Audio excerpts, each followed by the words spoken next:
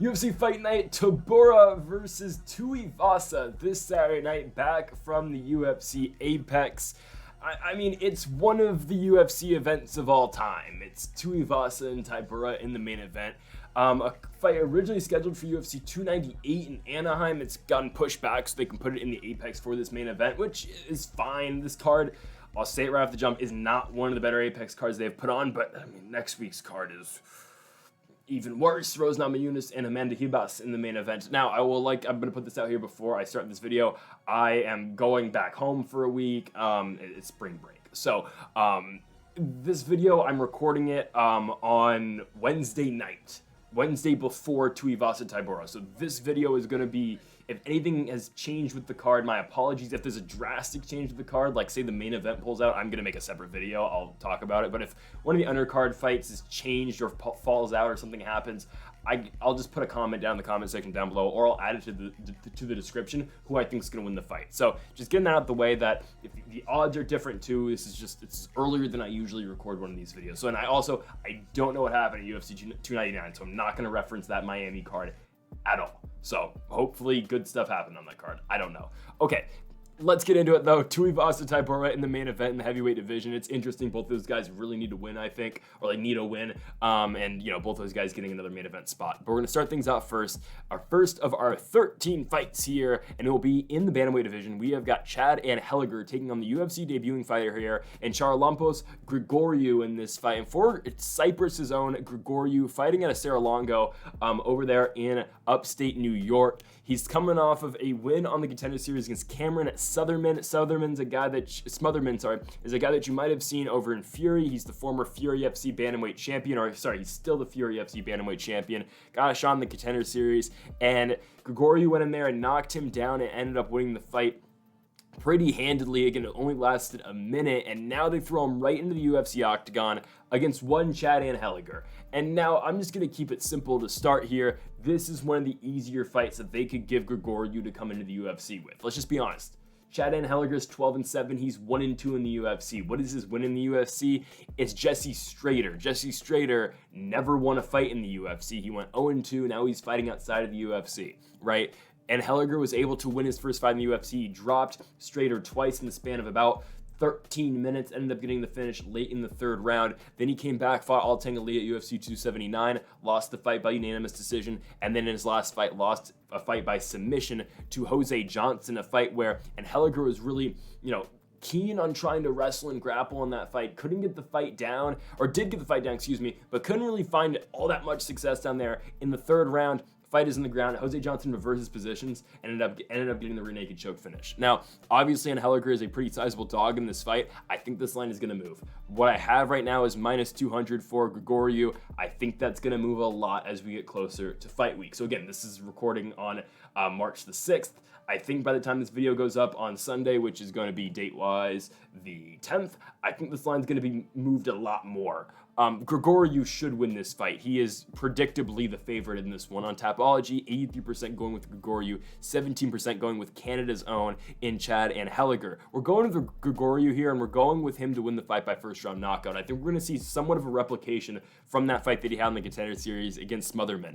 A question I have for you watching this video is, do you think Cameron Smotherman could beat Chad Anheliger? I think he probably could. And again, I get it. Mixed martial arts, MMA math doesn't work that way. But still, I think Smotherman's honestly a tougher bout for Grigoriou than Anheliger is. I think Anheliger is extremely low level. Let's just be honest. I know he picked up good wins going to the UFC. Don't get me wrong. Like, he beat Brady Heastan in his first fight before the Contender, and then he went out and beat Munin Gafurov over on the Contender Series. And Gafurov's in the UFC. I know he's gone 0-2 so far. He'll probably get a third fight. But still, the guy that we've gotten so far in the UFC and Anheliger hasn't been all that great. He has seemed like a slower version of himself from the regionals, and probably it's because he's 37 years old now, cutting down to 135 pounds. That takes a toll on the body, and truly, I think this is I'll just be honest, this is it for Anheliger in the UFC, and it's time for Grigoriou to come in here and pick up the victory. So we're going to go with Charalampos Grigoriou from Cyprus to win the fight by first round knockout. Again, I just don't think Anheliger at this point of his career is all that great, and I'm going to take Grigoriou to go out there and pick up the win by by first round knockout. Excited to see where he goes from here though in the UFC. Let's go on to our next one. We have got Jacqueline Amorim taking on Cory McKenna. And for Cory McKenna, at one point, really looked at as a high valued prospect, and I would still say she is somewhat that, but she just doesn't fight all that often. Did not fight once in 2023. Now she gets to fight against Jacqueline Amorim, and don't get me wrong, McKenna is only 24 years old, still very young in her career. She'll be taking on Amorim in this one. For McKenna, the only loss is to Elise Reed. It was a split decision loss for her over in London in March of 2022. Again, I picked McKenna to win the fight. I don't know why it was a split decision. I think Elise Reed probably won the fight, going back and rewatching it. But since then, McKenna's picked up a Von Flue choke win over Miranda Granger. But again, a lot of people have beat Miranda Granger. And then a win over Cheyenne Vlismas in her last fight by unanimous decision. The fight wasn't great against Vlismas. It's a pretty forgettable one. McKenna just dominates the fight on the ground. And you'd think that's probably where she's going to go in this fight. However, again, Jacqueline Amorim, very good jiu-jitsu. Amorim, she excels down there. You look at her last fight. August 2023, it's a fight night card. Luque dos Anjos in the main event. She dominates on the ground against Montserrat Quinyejo. It is all grappling out of Amorim in that fight. First 2 rounds, all control time for Jacqueline Amorim. She goes for a lot of submissions in the fight, doesn't get one. In the 3rd round, though, she ends up winning the fight by TKO. She gets the mount, and she ends up finishing the fight from there. However, I'm not a big fan of Sam Hughes. I don't think Sam Hughes is very good, if you've watched the channel before. And Jacqueline Amorim has lost to Sam Hughes. She lost a unanimous decision to Hughes in her first fight in the UFC back in Miami in March of 2023. April of 2023 on that Pereira Adesanya card. She just gets beat in that fight. She gets the fight down in the 1st round, but then the 2nd and the 3rd, Sam Hughes really turns it up, and Sam Hughes is the one that's able to get the fight of the ground in the 2nd and 3rd rounds. I think wrestling is going to obviously play a big factor in this fight. Whoever the better wrestler is will likely win this one, I think. And to me, that's Cory McKenna. I know the grappling game as Jacqueline Amorim is good, but it's not to the point where she's fighting a pure striker and she can just dominate down there. Now, again, Montserrat Quinyejo is a fighter who can grapple, and that's kind of what she does. Again, she's known for that head and arm that she famously had Cheyenne Vlismas in for about 13 minutes when they fought back in 2021 in the Apex, which I believe was it a co-main event? It was a main card fight. But anyways, right, like that's I guess what she's somewhat known for. But Amorim was expected to go out there and dominate her in the jiu-jitsu ranks. Cory McKenna, I think, can really turn up the wrestling game here and really dominate on the ground. I was kind of split on this pick before I made this video, but again, looking at it again, I'm going to take Cory McKenna. I think the wrestling out of McKenna is going to be huge. You get this fight at about even odds right now. McKenna is technically the underdog, so we're going to go with the dog in this pick. I think this line will even out again as the week goes on, but taking the team alpha male fighter to win this one here. Again, I think McKenna's wrestling is going to be huge. On the feet, I mean, I don't know what to expect on the feet. I really don't. I mean, I guess I take McKenna ever so slightly. Cory McKenna has shown some capability of striking. You go back to her first win in the UFC where she beats Kay Hansen. What McKenna does well in that fight, she kind of turns up the volume a lot in the feet, and it's Kay Hansen, the one trying to take the fight to the ground. I know Kay Hansen was never a very successful UFC fighter, but still, I think McKenna is more than capable of striking in this fight, especially against a fighter like Amorim, who again is the former LFA strawweight champion, but when she's not the way superior grappler, I think she's going to lose. I will be a little bit concerned if she throws something up off of her back, if she throws up an armbar or something and is able to submit McKenna. But I think Cory McKenna is decent enough, like defensively wise on the ground, to keep that from happening. So I'm going to take Cory McKenna to win the fight. I think she can get it done by unanimous decision. I think the wrestling is going to be huge in this one. So we're going to go with Team Alpha Male Zone and Cory McKenna to pick up the victory. Let's go to our next fight here. UFC debut for Danny Silva as he takes on one Joshua Culibao here. For Culibao, it's been an interesting UFC run so far, and he'll be getting the UFC debuting fighter here in Danny Silva, who's coming off a win over Angel Pacheco in the Contender Series in his last fight. And for Josh Culibao, again, you know him from his first fight in the UFC where he loses to Jalen Turner, but probably more notably, you know him for that split draw against Charles Jordan over on Fight Island. But for Danny Silva, crazy output in that first fight in the Contender Series against Angel Pacheco. Goes out there, wins the fight. Listen to the significant strike count. 204 to 197 in favor of El Puma in Danny Silva. The output is insane in that fight. It is a crazy stand-up affair, and I guarantee you this is going to be Dana White's. If you don't know, now you know. And you might not even get a finish in this fight, but it might just be crazy output on the feet, and we've seen Culibao in these types of fights before. We've seen it in the Sung Woo Choi fight, where he dropped Sung Woo Choi a couple times. Again, the volume wasn't as crazy as Danny Silva's last fight was, but still, you saw it in the Charles Jordan fight. Again, output wasn't crazy, but it was still a back and forth fight on the feet. I think that's what you're going to get in this fight between Culibao and Danny Silva. However, all around, who is the better fighter? I do believe it is Joshua Culibao. Culibao does struggle a little bit with the grappling. I know he was able to submit Meerschaert Bagdasaryan, which I think is by far his best victory to date, but Leron Murphy saw a lot of success in their fight back in London last year, grappling. I mean, it was 8 minutes of control time for Leron Murphy in that fight. He dropped Culibao in that 1-2 late in the fight, and really Leron Murphy was just able to control the fight everywhere.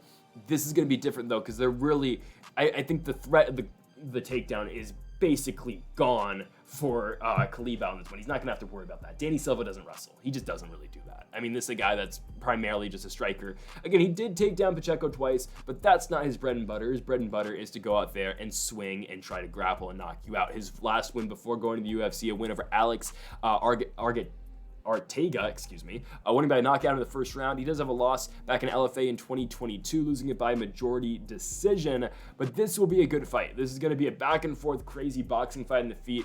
I think Culibao, though, all around just has more skills. This is a guy who is 3-2-1 in the UFC.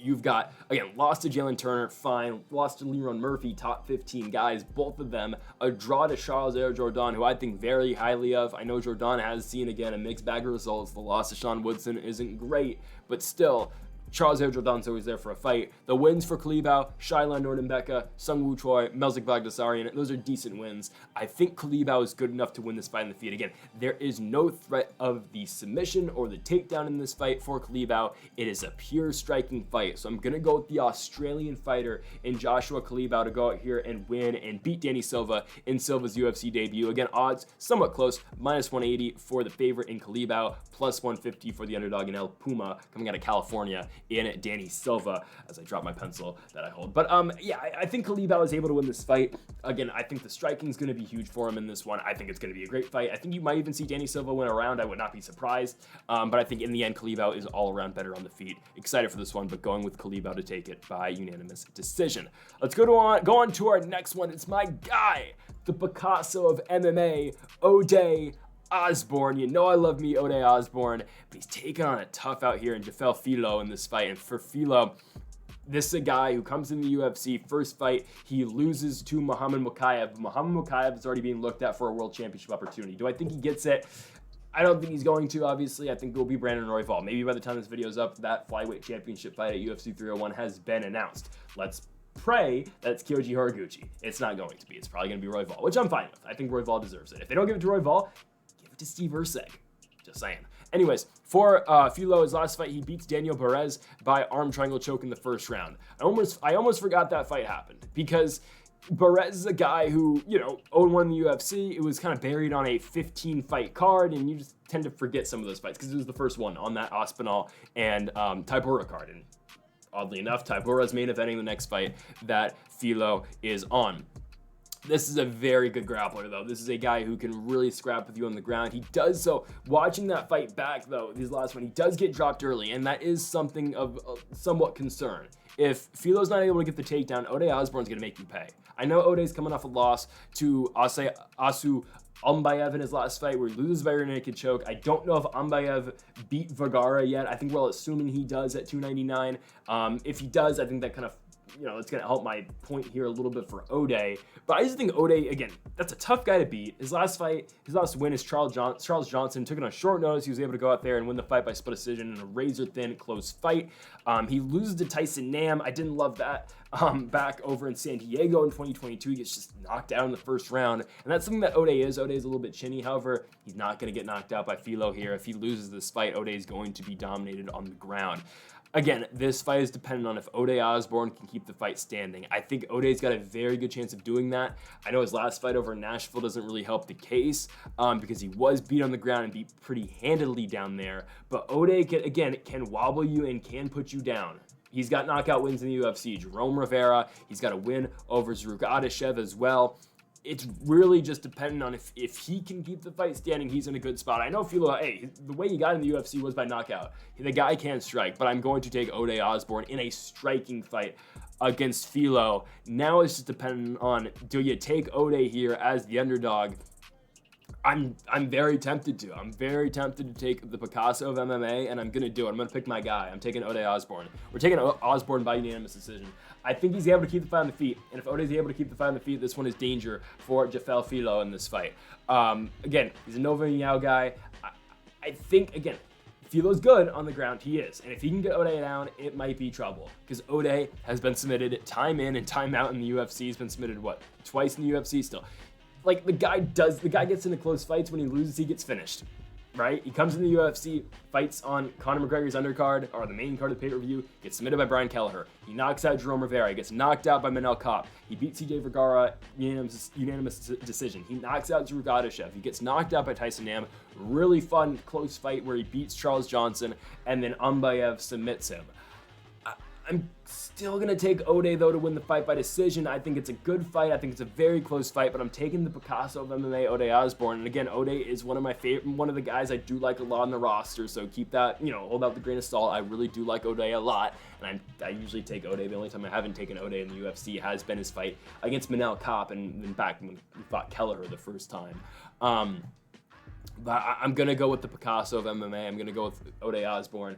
The Jamaican sensation is going to go out here and pick up the victory. As long as he's able to keep the fight on the feet, which I hope he can. All around, the takedown defense game for Osbourne isn't horrible. Filho isn't a master of the takedown. It took him a while to get the takedown against Perez. It took him 4 attempts. I think if Ode's able to keep the fight standing and he can just win points in the round, Osbourne can edge out a decision victory. So give me Picasso, Ode Osbourne by unanimous decision. On to our next fight here. This is a banger. Christian Rodriguez, C-Rod versus Isaac Dulgarian in this fight. This is good. Dulgarian undefeated 6-0, but Christian Rodriguez 10-1, the only loss being to JSP, Jonathan Pierce, in his first fight in the UFC. Dulgarian, again, 6-0 professional fighter.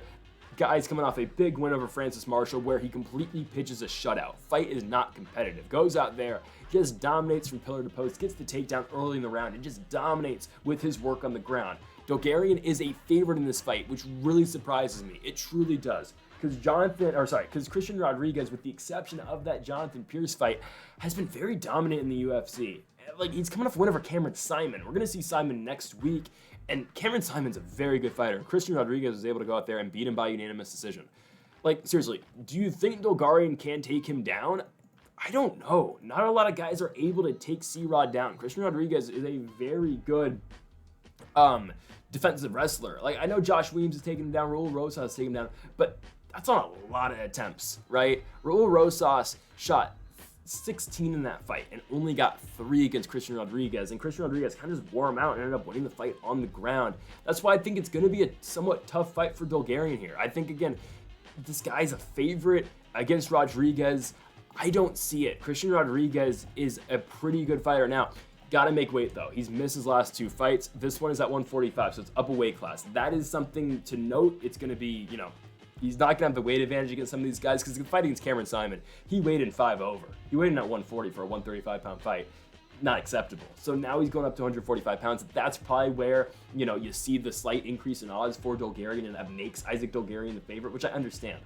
But I still think Christian Rodriguez should probably be the favorite going into this fight. Again, this is a guy who's 3-1 in the UFC, and he's looked pretty good doing it, right? Raul Rosas, big hype train. What is his first loss? Christian Rodriguez on a pay-per-view main card in Miami.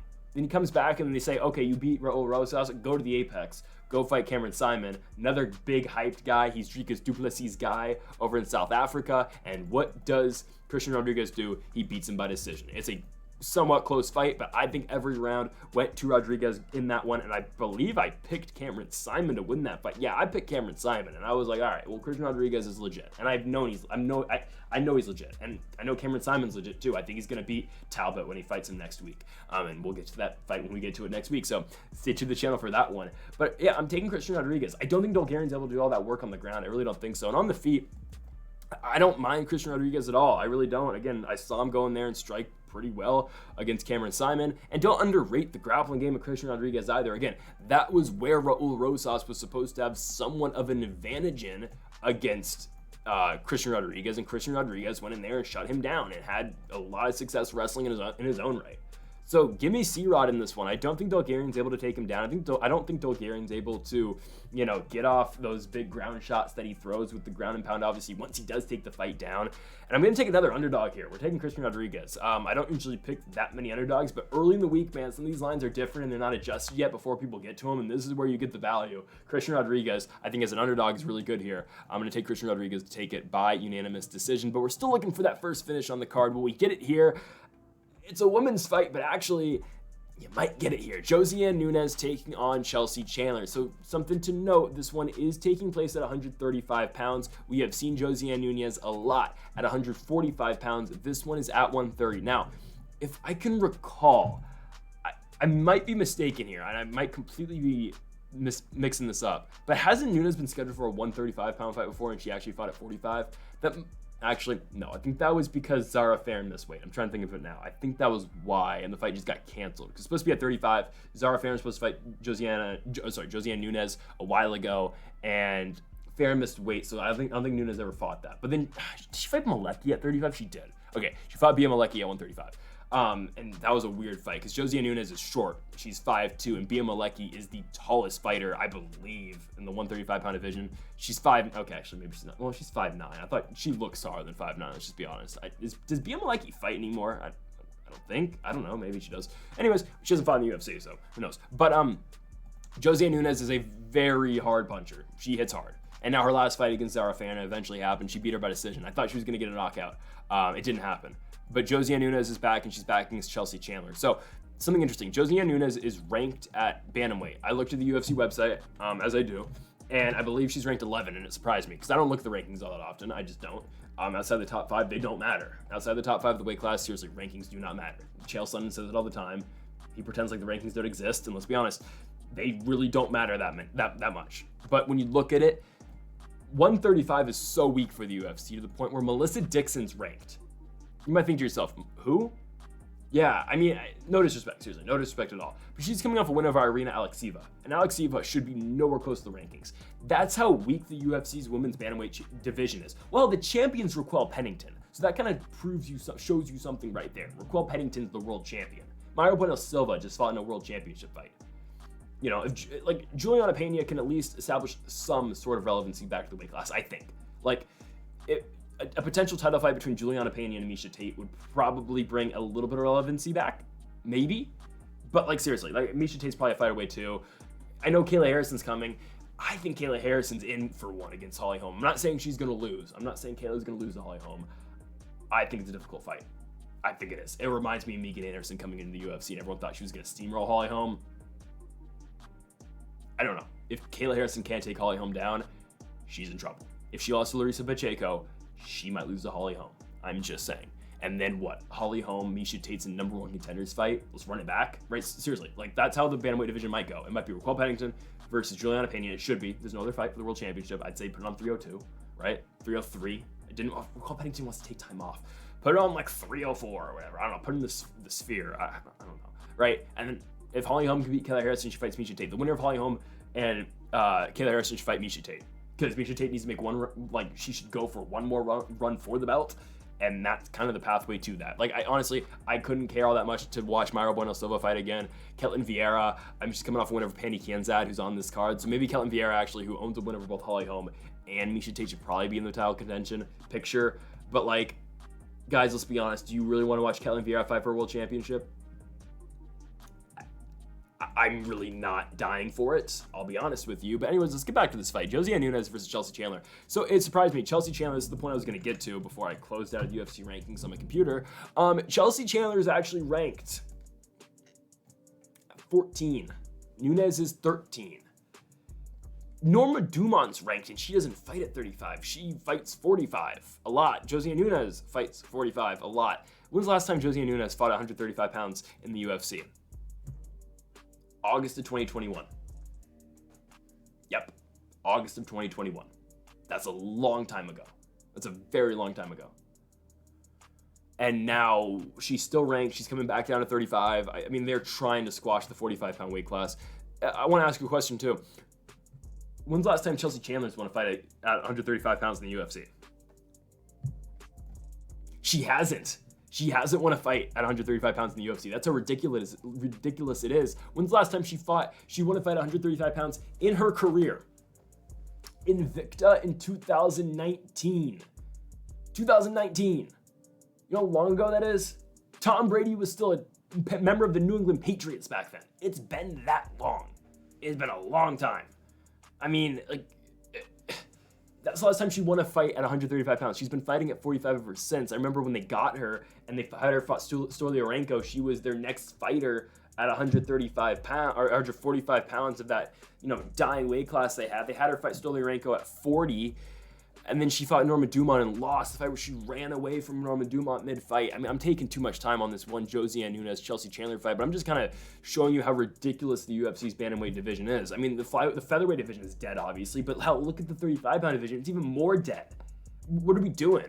Like, it is horrible, and we're going to have another 35 fight later, but at least those two fighters are somewhat competent. I'm not competent, but, at least they fight 35, but you know what? Both those fighters fought at 45 for the tough finale when they fought the first time. We're going to get to that. Between Kianzad and Chiasson, I haven't even talked about this fight at all. I'll keep it short. I think Josiane Nunes absolutely steamrolls her. Seriously. Chelsea Chandler got dominated by Norma Dumont. Sure, it was a majority ground fight, but still, even in the striking exchanges, Norma Dumont was winning. She was, and I know Norma Dumont won a 5-round main event against Aspen Ladd at some point, but how much leverage does that hold at this point? It really doesn't. Oh man, it is such a low-level fight, and these are two fighters that are ranked. I think I shouldn't say that about Josiane Nunes. I think Josiane Nunes is kind of decent. I think she is. I think she's just small for the weight class. I mean, it reminds me of when Jessica Andrade came into the UFC and she was fighting 35. Like, Jessica Andrade has fought Larissa Pacheco at one point in time. They fought a long time ago. Larissa Pacheco is the PFL featherweight champion now and lightweight champion at the same time. Josiane Nunes should mop the floor with her. You want your first finish on this card? It comes right here. Josiane Nunes is going to knock out Chelsea Chandler, and she's going to do it in the second round. I don't think it's all that competitive. I really don't think it is. I think Chelsea Chandler is not good at all. I really don't think so. I think, stylistically, sure, she beat Julia Stoliarenko, but Stoliarenko was on that big losing streak at that point. And yeah, Chelsea Chandler knocked her out in the first round. Great. Won by TKO. If you get Stoliarenko down and she doesn't have her arm bar, she's kind of just lost out there. So, I don't think Chelsea Chandler is very good. I think Nunes makes short work of her. I think it stays on the feet and Nunes just knocks her out. Let's go to our next one. Again, took way too much time on that one pick. Natan Levy, taking on Mike Davis. I just want Mike Davis to fight more. I just do. This guy's good. Mike Davis is very good. I remember watching Mike Davis once early in the morning when he was on Fight Island fighting Mason Jones, and that was a very good fight early in the card. I remember, I was on online Zoom classes at that point in time. It was on a Wednesday, so I had online Zoom class. But you know what I did? I got up and I said, screw my Zoom class. I'm going to go watch the fights on my couch, and that's what I did. And look where it got me. It got me to a great place. Anyways, Mike Davis... I don't know why I said that. But anyways, Mike Davis, Natan Levy. Mike Davis is good. He's really good. He's 3-1. The one loss to Gilbert Burns back in 2019. I just want him to fight more. This guy needs to fight more often because his last fight was against Slavoklas back in 2022. He did not fight in 2023. And I think I remember saying this back when he fought Mason Jones. I was like, well, can he just fight more? Because think about it. The Mason Jones fight was just 2 fights ago for him. He's only fought once since the Mason Jones fight. What has Mason Jones done since then? Well, he's got himself cut from the UFC, undeservedly so, by the way, but he should still be in the UFC. But since then, he's won 3 fights in Cage Warriors and also been cut from the UFC in the process. It's ridiculous. It is actually absolutely ridiculous. Mason Jones, for example, just hear me out. Mason Jones has fought 6 times. This is Mike Davis's since the Mike Davis fight. Mike Davis fought once. And then the problem is the guy's very good. Mike Davis is a very good fighter, man. He can do it on the feet. He can do it on the ground. He dominated Slava Claus on the ground, which is something you should do when you fight Slava Claus, and something that, you know, I think Chase Hooper is going to have some success in when he fights Borshev in St. Louis in May. You know, this fight will be interesting because Natan Levy kind of does almost everything Mike Davis does, but in just not as good of fashion. You know, and I think it's always a question mark about, okay, you know, well, Mike Davis is coming off a huge layoff again. It's been 2 years. And that's, you know, it's warranted. He's a Fusion XL guy fighting out of Florida. But Mike Davis is still only 31 years old. Again, he had that fight with Mike Davis when he was 27. He's now 31. Natan Levy's 32. I mean, I don't, you know, that doesn't really mean much in this fight, but that's just kind of my point. Like, I wish Mike Davis would fight more because he could definitely be in the top 15 if he was more active.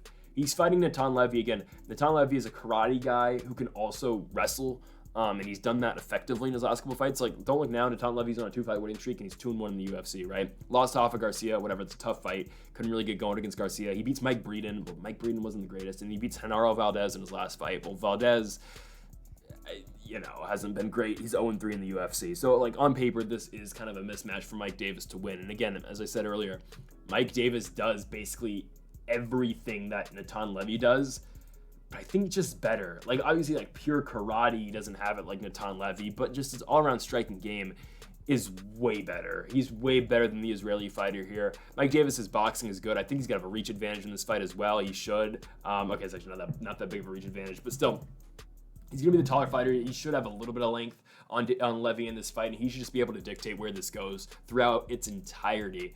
I wouldn't even be surprised if Davis is able to get a finish here, and that's where I'm going to go. I'm going to go Mike Davis to win this fight, late knockout in the third round, late third round TKO. I think eventually the accumulation of damage is going to get to Natan Levy in this fight, just because I think Davis is just 2 steps ahead of him at all points in this fight. The fight's not going to hit the mat. Mike Davis will ensure that. I do believe so. Davis has been taken down, 4 times in the UFC, 3 times to Gilbert Burns, once against Mason Jones, and I remember that takedown, he popped right back up to his feet in the second round of that fight. Yeah, like, this will be all Mike Davis. Natan Levy's not going to be able to get the fight down as long as Mike Davis just has, like, again, you never know with the 2-year layoff, but as long as he just doesn't, the Mike Davis that we saw in his last 2 fights doesn't completely disappear, this should be all Mike Davis on his way to victory. Again, I just want him to fight more. Okay, let's look for strides of improvement. If Mike Davis can fight twice this year, just 1 more fight by the end of the year, let's aim for November fight night, early November, I'd probably be in the Apex. If we just aim for that, and Mike Davis should not be in the Apex. He's a fun fighter who has power, and he can really go for it. Let's get him in the octagon 1 more time by the end of the year. Let's make it happen. Mike Davis fight twice in 1 year for the first time ever in the UFC. Mike Davis should win the fight, though, by 3rd round TKO. I think he gets it late. Give it to him again by TKO. On to our next one. 2 veterans who have had varied results in the UFC. You've got Gerald Meerschaert taking on one Bryan Barberena. Stylistically, this is very interesting. It is, because how has Bryan Barberena lost and lost a lot in the UFC by? Oh, just getting absolutely just taken advantage of on the ground. I know that just sounded kind of wrong, but still, like, his last 3 fights, those guys took advantage of him. Rafael Dos Anjos took him down, submitted him, dominated the first round on the ground in Orlando. Second round, got him down, held him down, submission, rear naked choke. Took the back with ease. It was pure domination in terms of the wrestling in that fight for RDA. The Gunnar Nelson fight. Okay, Gunnar Nelson takes him down, submits him in the first round. Makhmud Muradov, I thought that was going to be so one-sided. I thought it was a first round set for Muradov. Muradov actually couldn't get him out of there, and Muradov kind of just struck a little bit more than you anticipate. Muradov went 13 for 16 on his takedowns, but Barberena, credit to him, did get up a couple times in this fight, a lot of times, but Muradov was a step ahead on the feet as well. We say it all the time. Your wrestling makes your striking better. And it's not like Muradov is just a wrestler too. Muradov can strike, and Muradov knocked him down in both the second and the third round. It was pure domination, 30-27. Now, Bryan Barberena is good against non-grapplers. He is. Like, he should be fighting some of these legend fights that are fun fights, but he went on a 3-fight winning streak, okay? Who did he fight? All boxers. Darian Weeks, boxer. Matt Brown, boxer, old school. Robbie Lawler, boxer. That's who he beat. And that's why I say he should be fighting these legend fights. Like he fought Matt Brown over in Columbus back in 2022. I thought Matt Brown won that fight. And then Robbie Lawler, he knocks out TKO. He standing TKOs Robbie Lawler back at 276 International Fight Week in 2022. You know, but when he's not fighting these guys, and sometimes he does get better strikers and they beat him. Like Vicente Luque knocked him out. It was a great fight in Arizona back in 2019. Finishes him in the third round with 6 seconds left. Randy Brown knocks him out. Leon Edwards is able to, beat him with ease back in 2017. Colby Covington did the same thing in 2016. But again, we're getting far in the past. But again, when you give him these older guys like Jake Ellenberger, like he beat him in 2018, he knocks him out in the first round. Now, if this was an older veteran striker he was fighting, I would be like, all right, maybe Brian Barberena's got a chance in this fight. I don't think he stands a chance against Gerald Meerschaert. Why? Gerald Meerschaert's got a chin on him, kind of. He has been knocked out a lot, but I was surprised to what he was able to take from Andre Petroski. And I know Petroski's a wrestler. I know Petroski doesn't have the striking ability that Brian Barberena does. But Gerald Meerschaert did get back up and ended up winning a third round against Andre Petroski after he got dropped and beat bad in the second round. That was surprising. And I didn't think that fight was going to be so close between Meerschaert and Petroski. It's close. It's dependent on how you score that first round, because the third is all Gerald Meerschaert. It is all Meerschaert in that round. And it really gives me confidence picking Gerald Meerschaert here against Brian Barberena, because I know that he's just not going to, go away if he gets knocked down here. Because I know Meerschaert has been knocked out a couple times, like the memorable ones, the stepping stone fights, Joe Pyfer, Khamzat Chimaev, right? Like, he's been knocked out a couple times. And don't get me wrong, Meerschaert's been in there a lot. He's had, 19 fights in the UFC. This is walk number 20. He's been finished 4 times in the feet, 8 times in the ground. Again, this guy's been fighting for a very long time. His UFC debut, was a while ago. It was back in 2016. The main event of a fight night card in Albany, New York, was Derek Lewis and Shamila Durakhimov. In the co-main event, Francis Ngannou and Anthony Freight Train Hamilton, future Eagle FC challenger for the heavyweight championship.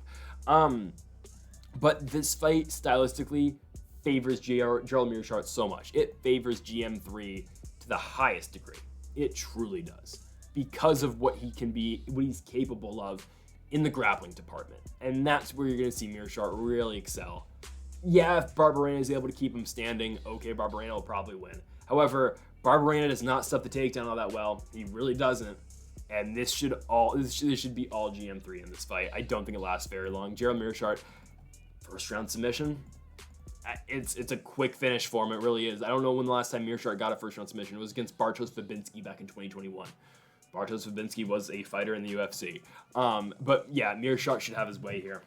It's a stylistic nightmare for Brian Barberena. Barberena should be fighting these lower level grapplers who will primarily box, but aren't great. He should be fighting Contender Series guys. Like, the Darian Weeks matchup was great for him. It really was. Like, don't forget, Barberena lost to Jason Witt back in 2021. Well, where's Jason Witt now? I don't know. Back at home in Kansas City, Missouri at Glory Kickboxing. Or Glory Main Fitness, whatever they call it. Yeah, Gerald Meerschaert all day, first round sub. I don't think it's all that competitive. I really don't think it is. Give me Meerschaert again. Let's go to our next one. We have got a fight here at 135 pounds, 2 ranked 135 pounders. It's a fight. Penny Kianzad versus Macy Chiasson. It is a rematch of their original fight for the Ultimate Fighter crown back, 2018 is my guess. Yeah, 2018, November of that year. And Macy Chiasson got the submission, believe it or not. Yeah, she subbed Penny Kianzad at 145 pounds, though. And now, again, because that show was so successful in getting the UFC 145 pounders, both these fighters, as you'd expect, are down at 135 pounds and both ranked in the division. Now, again, everyone's ranked in this UFC's bantamweight division, but still, we get Chiasson and Kianzad again. It's interesting, because I think this one's pretty split, I'll be honest with you. I think the odds should be closer, because I think Kianzad has a legitimate chance. Macy Chiasson in her last fight lost to Irina Aldana. She got kicked in the liver off of an up kick. Really cool knockout by Aldana. It's basically what got her a world championship shot. She beats Chiasson that way. The fight that is impressive, though, is Chiasson's fighting against Norma Dumont. And Chiasson has resulted a lot to wrestling more often. Just in her last couple wins, and even the fight against Aldana, Chiasson really looks to put on the wrestling boots. She really looks to go down there, which is interesting, and I think you've got to think she's going to look to do the same exact thing to Kianzad like she did the first time around, but instead of getting the knockdown, she'll probably just look instead of getting the knockdown, she'll just look to get a takedown. However, if you go back and you rewatch that fight, First round, Kianzad shoots a couple times, but Chiasson shoots a lot, and Chiasson doesn't get it. That first round's close, again, but Chiasson doesn't get an official takedown. She goes out there and she basically, just controls Kianzad that entire first round. It's not great. But again, that was 6 years ago. A lot has changed since then, right? Kianzad went on a big 4-5 winning streak, got capped off by a loss to Raquel Pennington, who's now the world champion, and Chiasson lost to Raquel Pennington as well. I don't know where to go in this fight. I'm tempted to pick Chiasson again. I think that's probably the pick here, because I think Chiasson will probably look for the wrestling again.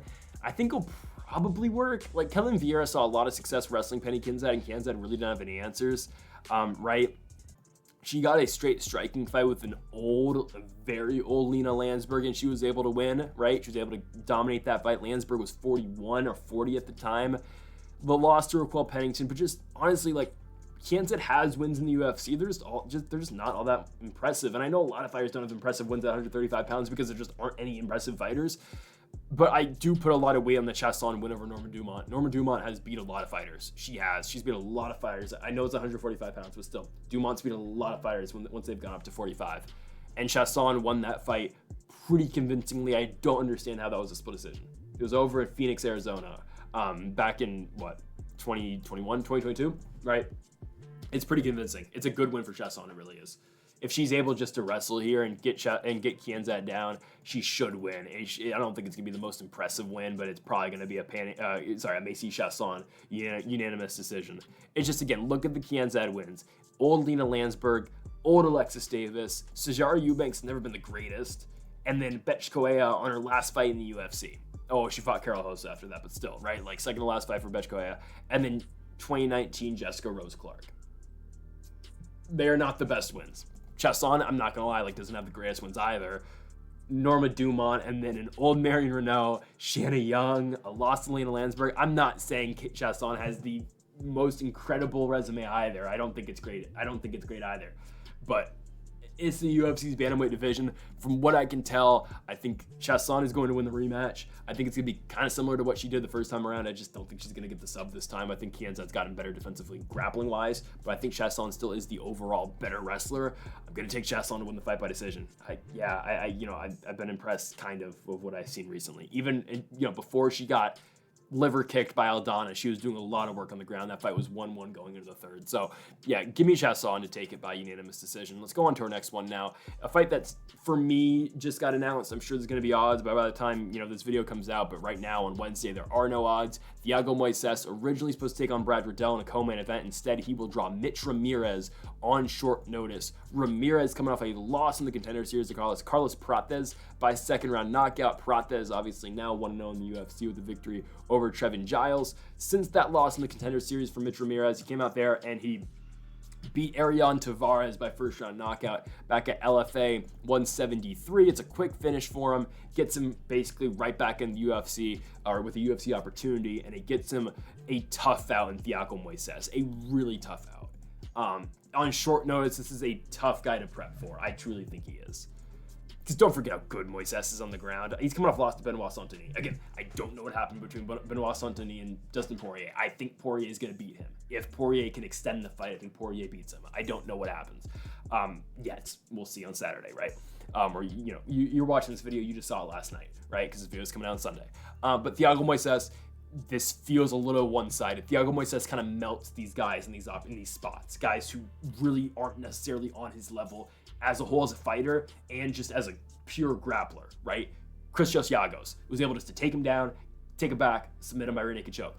Melt Costa, same thing, right? Was able to get takedown after takedown after takedown in the first 2 rounds of the fight, was able to get that sub late in the second round. This is kind of what Moises does. Moises can beat up on a lot of these guys who really just aren't on his level. And I don't feel like Mitch Ramirez is all that on his level at all. Mitch Ramirez is a primary striker. Mitch Ramirez will try to work, he'll try to work the leg kick a lot, and then he'll go up. He uses kicks effectively.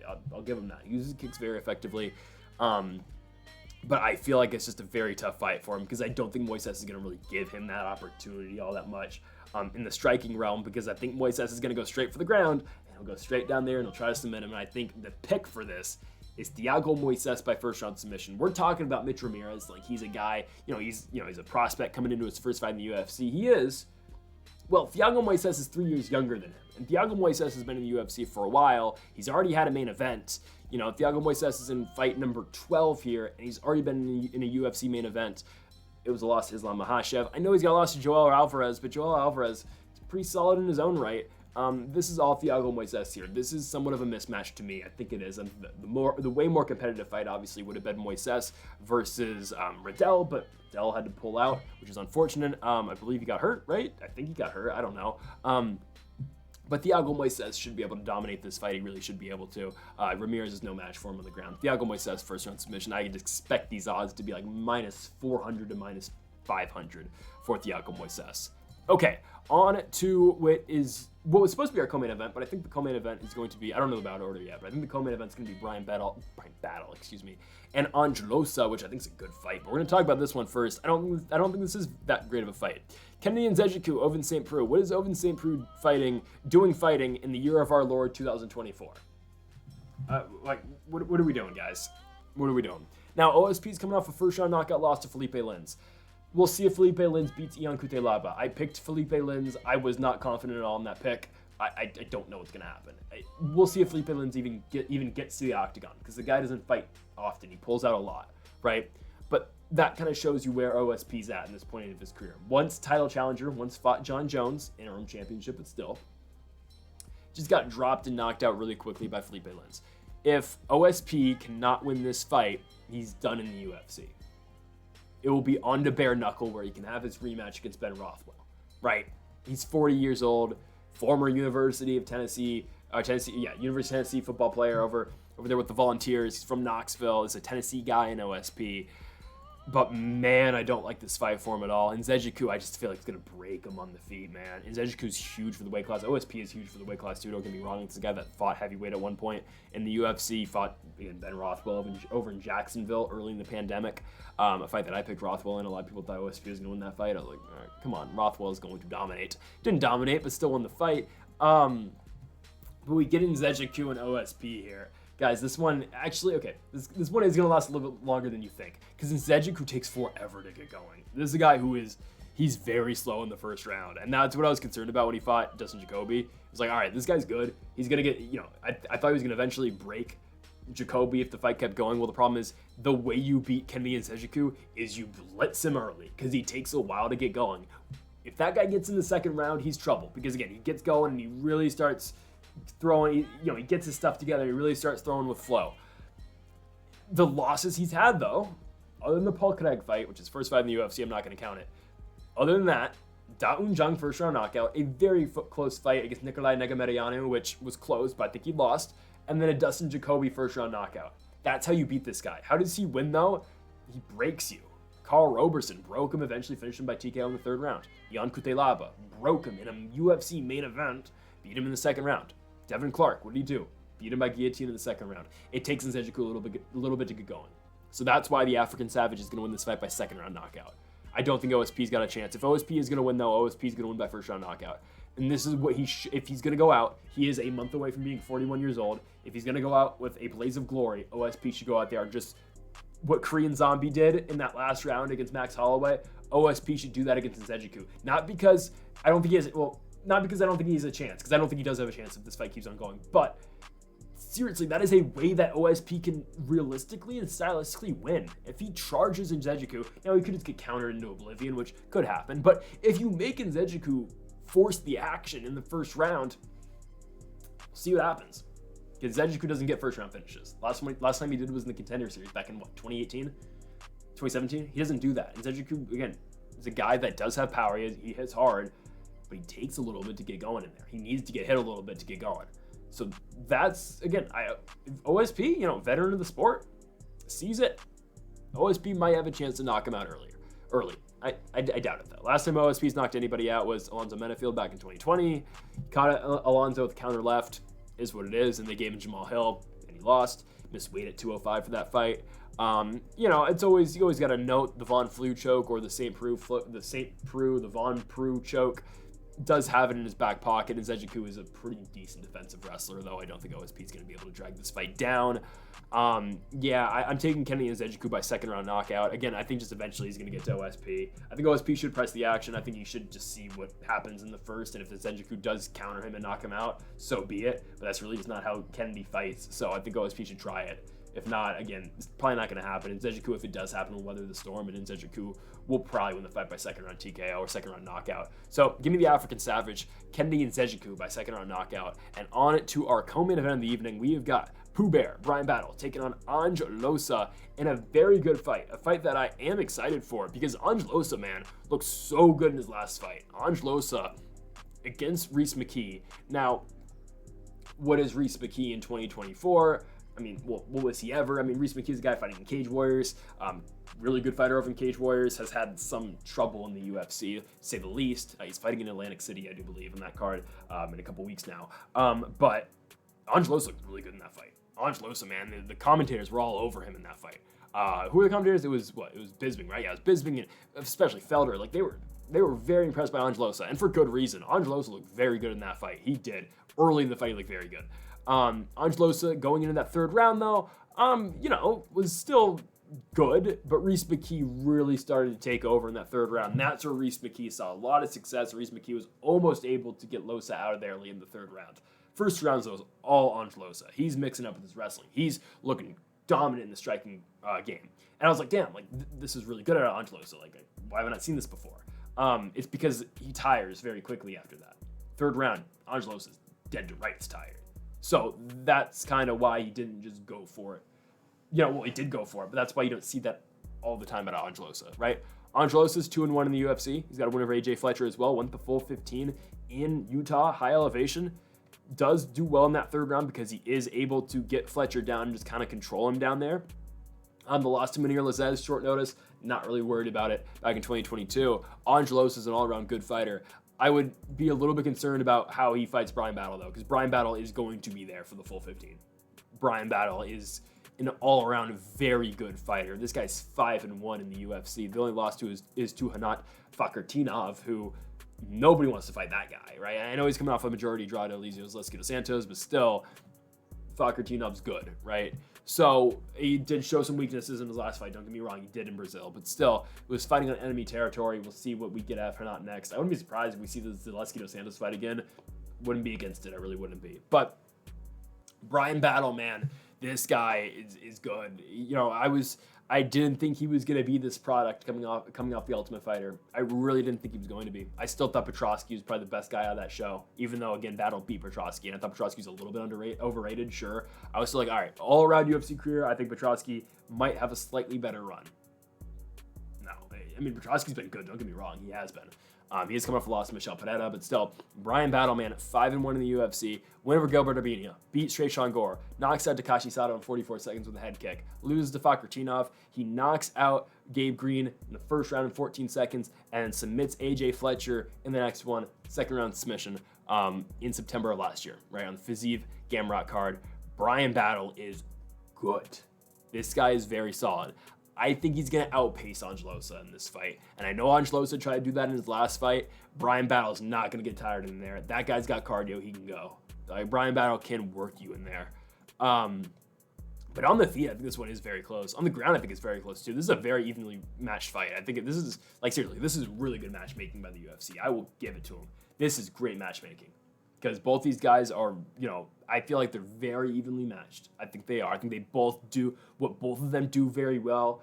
They both do a lot of things well, and they're both like very close in both of those aspects as well. On the ground, on the feet, power-wise, Bryan Battle's got it. Like, Bryan Battle's got more power than Loosa. But Loosa, again, if he can get that volume going, if he just doesn't tire, man, this guy's gonna be a problem, dude. Loosa, like, seriously, watch that Rhys McKee fight and just stop it after the second round. And get that impression of Loosa in your head, you're thinking, okay, this guy's really good. Again, that third round is somewhat disappointing. And that's kind of why, again, if this fight gets late, Bryan Battle might even get the finish. That's what Battle might do. But I think Battle is going to get out the gates hot in this one. I think Battle will probably, I wouldn't say pitch a shutout, but I think it's going to be a competitive 3 rounds. But I think it's going to be a competitive 30-27 for Bryan Battle in this fight. I think Battle's going to win this one by decision. But I think it's going to be close. I think it will be close because Angelosa, again, he's got really good strikes. He's a sharp, his strikes are sharp. They look good. It's just a matter of how does he manage the gas tank? Because I know Brian Battle's going to be there. And on the ground, I think it's close. I don't think Losa's going to want to go down there. I really like the ground game out of Brian Battle. And I think it's something that probably doesn't benefit Losa. One, the gas tank, and two, just Battle's got skills down there, man. Brian Battle's been able to submit a lot of guys. So I think this will be a striking fight. I wouldn't be surprised if Battle gets the knockout here.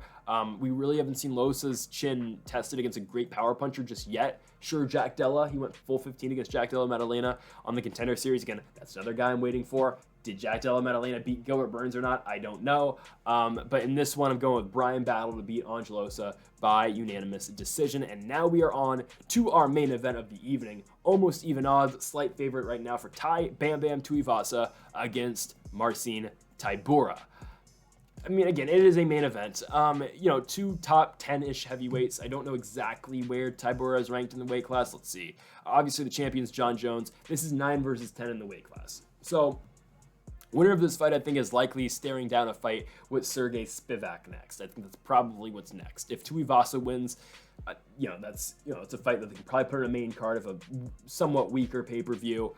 If Tybura wins, this is going to get buried on undercard, or this is going to get buried as a co-main event, or even a main event of a UFC Apex card, if Tybura is able to win and get Spivak next. Because I think that's where the winner kind of goes here. When you look at the weight class, you see where these guys match up, and potential matchups like Derek Lewis, Jairzinho Rozenstruik should be next. I don't think anyone's disagreeing with that fight. I think that was originally kind of scheduled. That should be the next fight. It should be Rozenstruik, Lewis.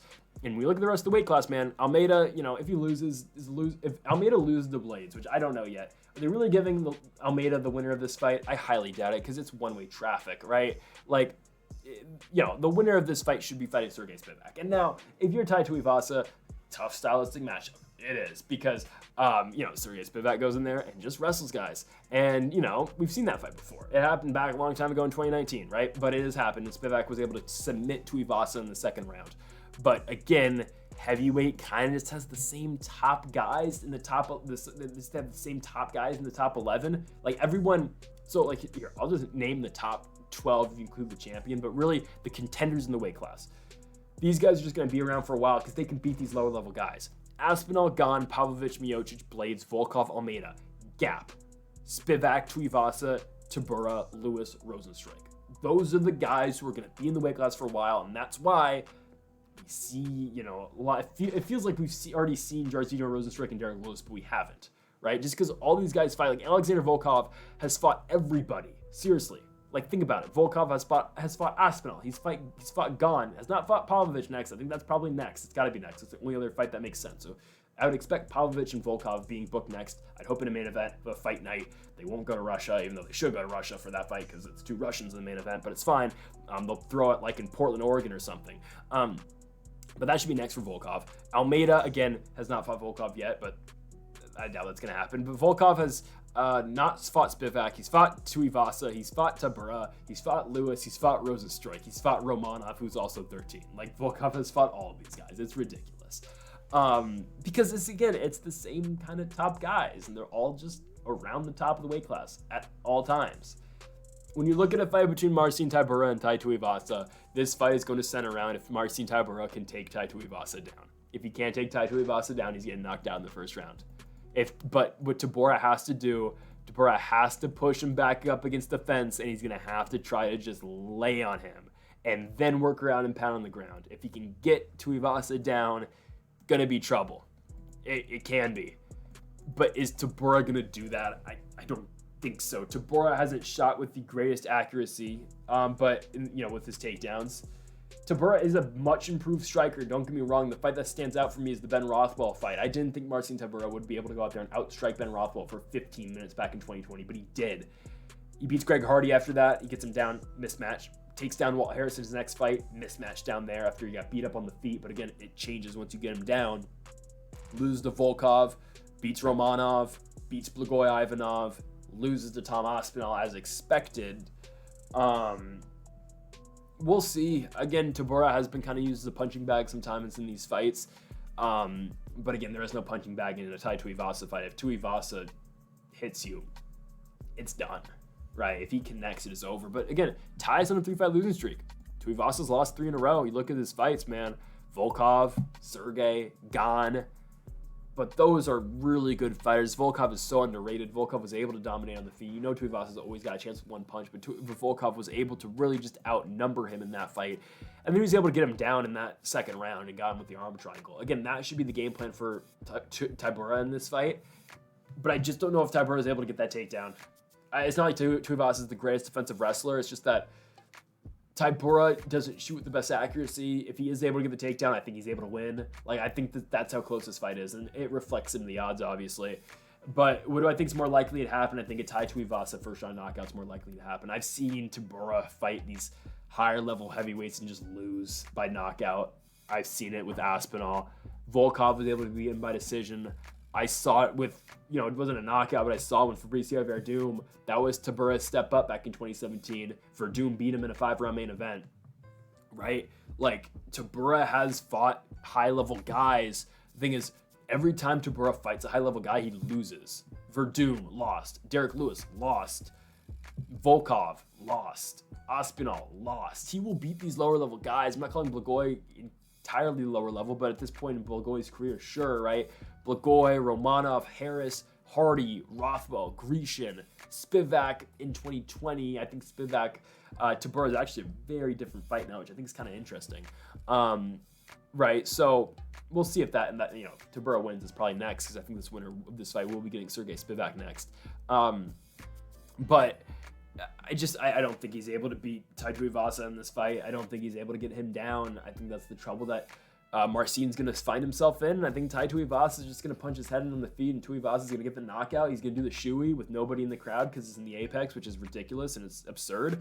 But yeah, Tuivasa is going to get the win by first round knockout, getting himself back in the ranks. He'll get the rematch against Sergey Spivak. We'll see how that happens. If he can keep the fight standing, he's in a good spot because Spivak is not the best striker. So we'll see. But folks, that will do it for our UFC Fight Night Tuivasa versus Tybura picks here on the channel. Make sure to hit that subscribe button down below for more on the channel. We'll be back next week with both Bellator and with Fight Night Nunes and Rivas predictions. So folks, make sure to hit that subscribe button down below for more. Make sure to leave a like if you did enjoy the video. Comment if you do disagree with any of the picks. Give a thanks for watching, and Mamba forever.